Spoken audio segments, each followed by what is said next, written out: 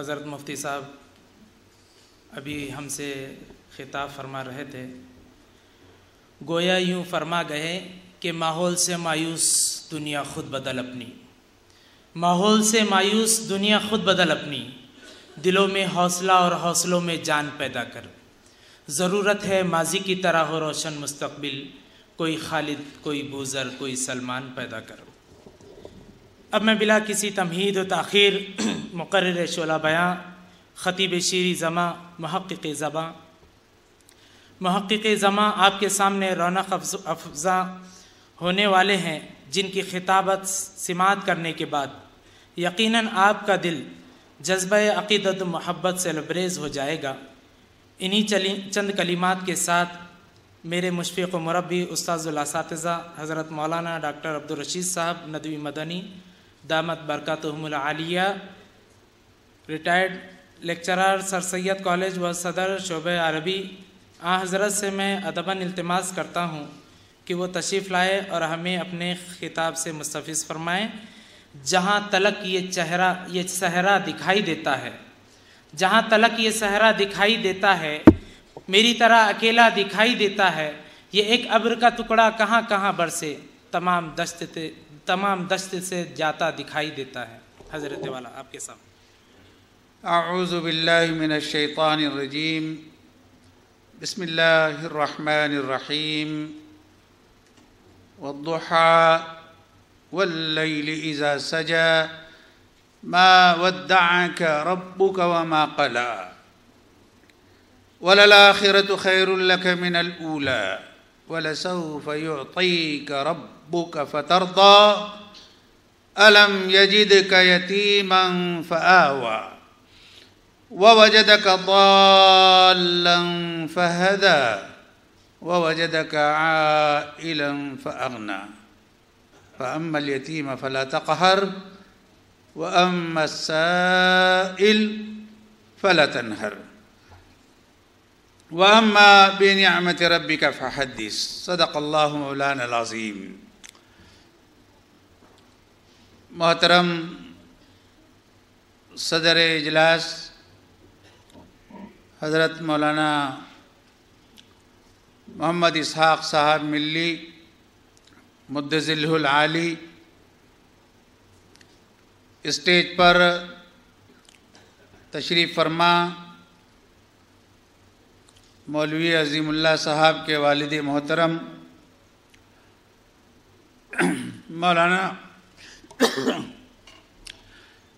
مولانا مفتی انیس الرحمان صاحب ندوی،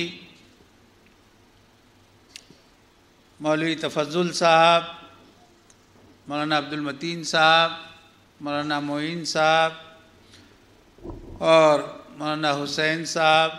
وغیرہ، اور محترم سامعین اور میری بہنوں اور بیٹیوں اور عزیز بچوں، یہ جلسہ در حقیقت انعامات کی تقسیمات کا ہے، اور میں یہ بات جانتا ہوں اور اپنے آپ کو بچپن کے زمانے میں جب لے چلتا ہوں تو فوراً اس دور میں بچوں کے جو احساسات ہوتے ہیں اور وقت ان پر جھیلنا کس قدر بار ہوتا ہے، اس کا اندازہ مجھے خوب ہے۔ اس لیے کہ جب انعامات لینے کے شوق میں اور اس کے اشتیاق میں وہ منتظر بیٹھتے ہیں تو بھلی سے بھلی بات بھی بھلے آدمی کی بات ہو انہیں بھلی نہیں لگتی۔ یہ ان کا اپنا ایک احساس ہے جو ہر کسی بچے کا ہوتا ہے، اس میں تعجب کی بات بھی نہیں، لیکن میں سمجھتا ہوں کہ ایسے بچوں کا بہت زیادہ امتحان بھی نہیں لیا جانا چاہیے، اور فوراً وہ انعامات جس کے پانے کے اور لینے کے وہ منتظر ہیں، وہ جب ان کے ہاتھوں میں پہنچیں گے تو انہیں سکون ملے گا، سکون میسر آئے گا۔ میں مولانا انیس صاحب نے بچوں کی سلسلے میں اور ان کے نزدیک اللہ کے رسول صلی اللہ علیہ وسلم کے عشق اور محبت کا جو عالم رہا ہے، کچھ واقعات کی روشنی میں چند باتیں ضرور کہی ہیں۔ ظاہر ہے کہ ہم سب اس بات پر ایمان رکھتے ہیں اور ہمارا یقین ہے کہ اللہ کے رسول صلی اللہ علیہ وسلم سے اگر محبت نہیں تو ایمان نہیں، اللہ کے رسول سے عشق نہیں تو مسلمان نہیں، اللہ کے رسول کی سنت کی اگر پیروی نہیں تو امت مسلمہ کا فرد نہیں۔ اگر اللہ کے رسول صلی اللہ علیہ وسلم سے غائب درجے کا وہ عشق اور محبت جو سیدنا عمر فاروق رضی اللہ تعالیٰ عنہ کو ایک نہیں، دو نہیں، 3 سوالات کے پوچھے جانے کے بعد جو جواب حضرت عمر فاروق رضی اللہ تعالیٰ عنہ نے دیا تھا کہ ہاں اے اللہ کے رسول، اب آپ کی ذات میرے نزدیک میری جان، میرے والدین، میری اولاد سے بھی زیادہ محبوب اور معتبر ہے، تو اللہ کے رسول نے ارشاد فرمایا تھا الآن کمل ایمانک یا عمر۔ تو ظاہر ہے کہ جب تک کہ یہ زینے طے نہیں ہوتے تب تک کہ عشق اور محبت اور نور اور نکہت کی بارش نہیں ہوتی۔ اس لیے امت مسلمہ کا ہر فرد عشق رسول سے سرشار ہو، سنت کا پیروکار ہو اور اسوہ نبوی پر چلنے کے لیے تیار ہو، تو ہی وہ صحیح معنی میں دین کا پیروکار ہوگا اور اوروں کے لیے وہ اسوہ اور نمونہ بن سکے گا۔ یہ ہمارے ننھے منھے بچے، چھوٹے چھوٹے بچے جنہوں نے اس آن لائن اس مسابقے میں حصہ لیا، اس مقابلے میں حصہ لیا، ظاہر ہے کہ ججز نے جو کام کرنا تھا وہ یقیناً کیا اور رزلٹ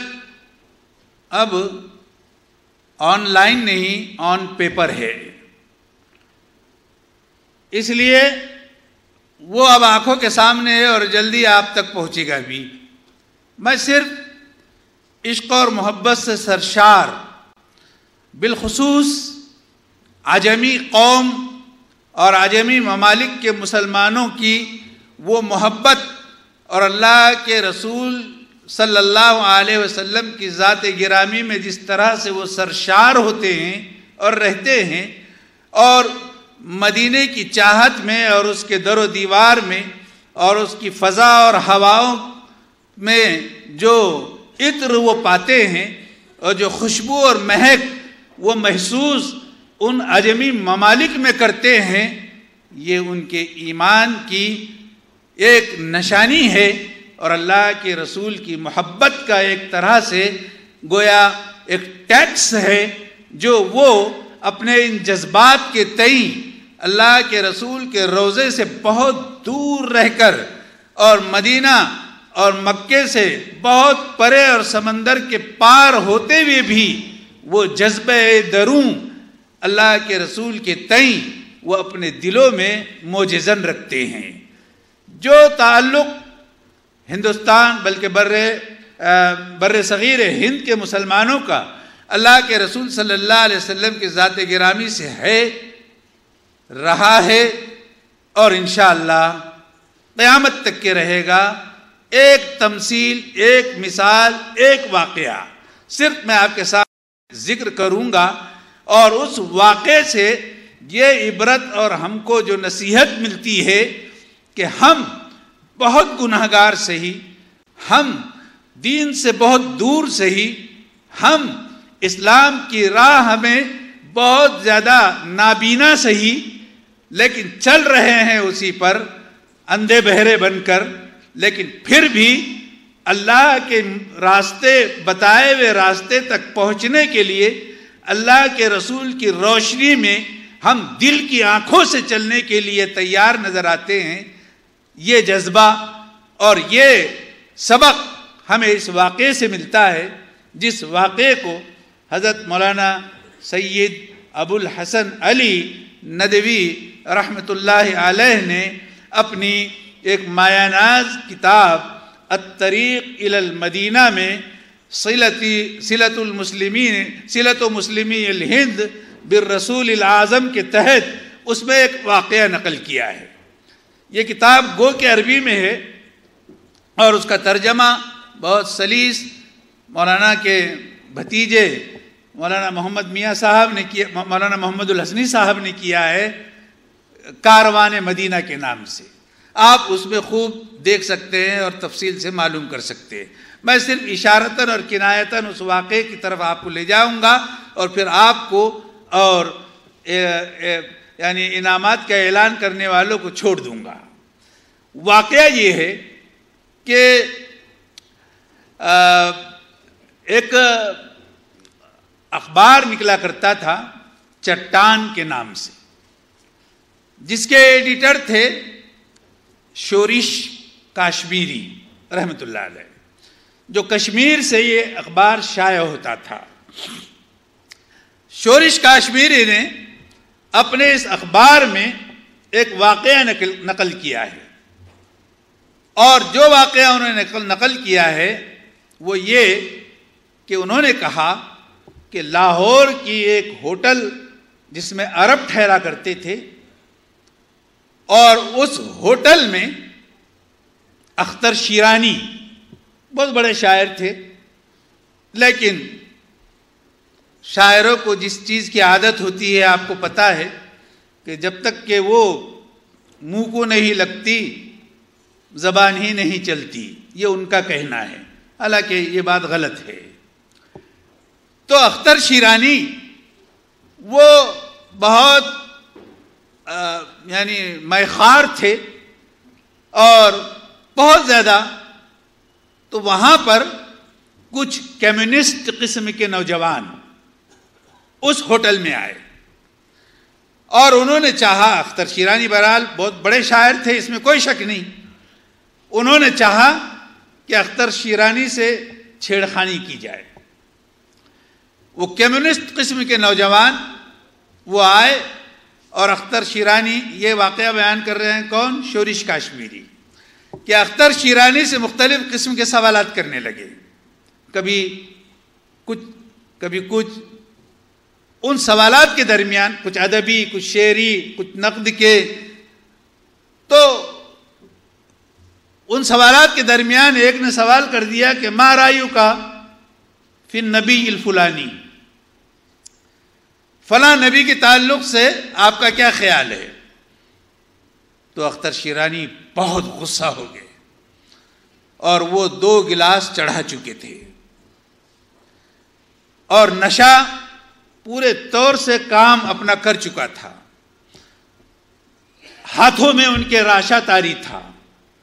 اور زبان بھی لڑکھڑا رہی تھی. تو پھر اختر شیرانی نے کہا کہ کان لکم مجال آخر، تمہیں تو اور بھی کوئی میدان تھا، تم اس میں سوال کر سکتے تھے. تو انہوں نے کہا کہ اچھا، ہم نے سنا ہے کہ ہندوستان میں 3 نابغہ روزگار گزرے ہیں، آپ کا ان کے سلسلے میں کیا خیال ہے؟ وہ کون تھے 3 نابغہ روزگار؟ ایک تو ابو الفضل فیضی، جو اکبر بادشاہ کے درباری عالم تھے، جنہوں نے بغیر نقطوں میں تفسیر لکھی قرآن کریم کی، کسی لفظ میں نقطے والا حرف استعمال نہیں کیا اور پورے قرآن کی تفسیر لکھی، ابو الفضل فیضی. دوسرا نام لیا اسد اللہ خان غالب کا، اور تیسرا نام لیا ابو الکلام آزاد کا. تو اختر شیرانی نے کہا کہ یہ اپنی جگہ پہ ہے، امت قد خلت. ہاں لوگ تھے گزر گئے، اب ما لنا بہم، ہمارا ان سے کیا بنتا ہے۔ اب مطلب ہے کہ اعتراف اس کا نہیں کیا۔ پھر اس نوجوانوں میں سے ایک نے سوال کیا کہ ما رأیک فی فیض احمد فیض، فیض احمد فیض پاکستان کا شاعر، تو کہا کہ فیض احمد فیض ما عندہ فکر، اس کے پاس میں سوچ ہی نہیں ہے۔ قال ما رأیک فی شبیر حسین جوش، جوش ملی آبادی کے بارے میں، کہا کہ انہو لیس بشاعر بل انہو ناظم، وہ صرف نظم کلام کرتا ہے، شاعری اس کے پاس نہیں ہے۔ جوش کے بارے میں کہہ دیا۔ جواب کون دے رہا ہے؟ ارے یاد بھی رکھ رہے کہ نہیں؟ کون جواب دے رہا ہے؟ اختر شیرانی۔ اب ان کمیونسٹ نوجوانوں میں ایک نوجوان بڑا شاطر قسم کا تھا، اس نے دیکھا کہ یہ کسی کو خاطر ہی میں نہیں لا رہے ہیں، کسی کو مان ہی نہیں رہے ہیں، کسی کو تسلیم ہی نہیں کر رہے ہیں، تو ان کو غیظ اور غضب میں لانے کے لیے اس شاطر نوجوان نے کہا کہ ما رأیک فی محمد صلی اللہ علیہ وسلم۔ ادھر اختر شیرانی اس عالم میں کہ وکانت عیناہ محمرتین، آنکھیں سرخ ہو گئی، ہاتھوں میں راشا طاری ہو گیا، نشہ اپنے بام پر تھا اور بالکل نشے میں چور تھے۔ ایسے عالم میں بھی جب انہوں نے حضور اکرم صلی اللہ علیہ وسلم کا نام سنا تو فوراً وہ شراب کا گلاس جو جام تھا اٹھا، وہ بھرا ہوا، اس کو اٹھایا اور زور سے جو ہے اس نوجوان کے منہ پہ دے مارا اور یہ سوال کیا کہ تمہاری ہمت کیسے ہوئی کہ ایسے گندے آدمی کے سامنے اور ایسی بری سی مجلس میں تم ایسے پاک اور پوتر اور پاکیزہ صفت انسان کا نام لے، اس کے منہ پہ دے مارا۔ تو یہ وہ محبت ہے جو اندر سے بولتی ہے اور اندر سے بول رہی ہے حضور کے تئیں۔ مانا کہ بہت گناہگار ہیں ہم، مانا کہ ہم بہت سیاکار ہیں، لیکن حضور اکرم صلی اللہ علیہ وسلم کے تئیں ہمارا دل، ہمارا نفس، ہمارا خون، ہمارے اعضاء و جوارح،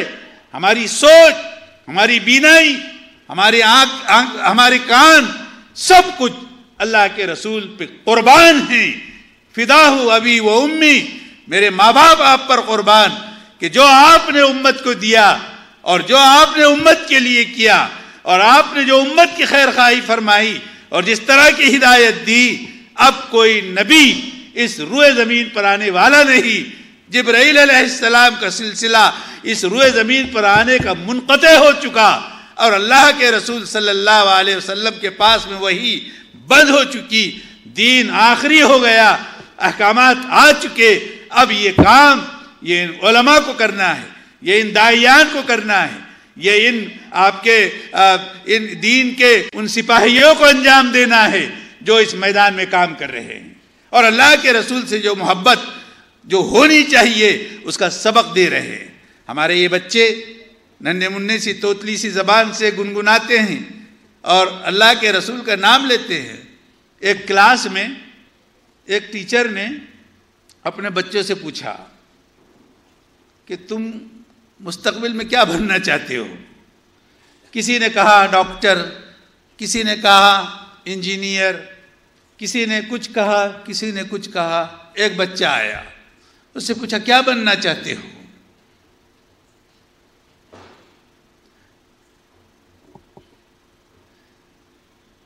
اس بچے نے کہا میں صحابی بننا چاہتا ہوں۔ کیا بننا چاہتا ہوں؟ میں صحابی بننا چاہتا ہوں۔ کیوں اس نے یہ بات کہی؟ اس لیے کہ اس کی والدہ، اس کی بہنیں، اس کا گھر، اس کا ماحول، وہ اللہ کے رسول صلی اللہ علیہ وسلم سے صحابہ کی ان محبتوں کا تذکرہ اس بچے کے سامنے کرتے تھے، اور وہ بچہ یہ چاہتا تھا کہ میں صحابی رسول بنوں گا تو میں بھی رسول سے ایسی محبت کروں گا. یہ ہے تربیت کا انداز، اور یہ ہے ہم اجمیوں کا اللہ کے رسول کے تئیں اپنے ایمان کا یہ خراج کہ جب تک ہم اپنے بچوں کی تربیت کے سلسلے میں متفکر نہیں ہوں گے، یہ دین ہمارے گھروں میں آئے گا نہیں، اور ہمارے بچے اس روشنی سے جو ہے فائدہ نہیں اٹھا سکیں گے. اس لیے یہ رہبر انسانیت، صفات رہبر انسانیت کا مقابلہ رکھ کر منظوم شکل میں جو انہوں نے یہ کام انجام دیا ہے، یہ واقعتاً قابل قدر ہے اور قابل تقلید بھی ہے کہ یہ بچے گنگنائیں گے، گنگناتے ہیں، اور اللہ کے رسول کی صفات کو وہ اپنی زبانوں سے ادا کرتے چلے جاتے ہیں. اللہ کے رسول کی ہر صفت کے بیان کرنے پر بھی یقیناً وہ ثواب کے مستحق بھی ہوتے ہوں گے. اللہ کے خزانے میں کیا کمی ہے، وہ تو بے تحاشا بے دریغ دیتا ہے. کوئی مانگنے والا چاہیے اور کوئی جھولی پھیلانے والا چاہیے. اس لیے میں ان بچوں کو بھی، ان کے والدین کو بھی، سرپرستوں کو بھی اس بات کی مبارکباد دیتا ہوں کہ انہوں نے اس راہ میں اگر اپنے بچوں کو تیار کیا ہے تو یقیناً اللہ اپنی شایان شان ان پیرنٹس کو، ان کے سرپرستوں کو وہ یقیناً بدلہ دے گا. ایک بات ضرور ہے کہ ہم اللہ کے رسول صلی اللہ علیہ وسلم کے تئیں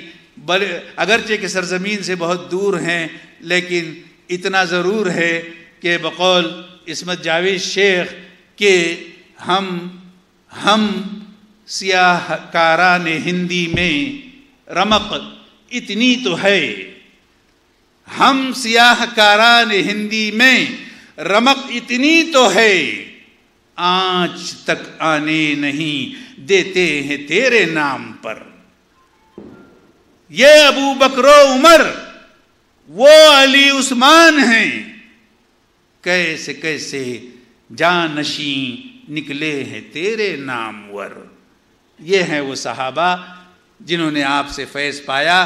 اللہ سے دعا ہے کہ اللہ تعالی ہماری جھولی میں بھی اس قدردانی کا ایک قطرہ،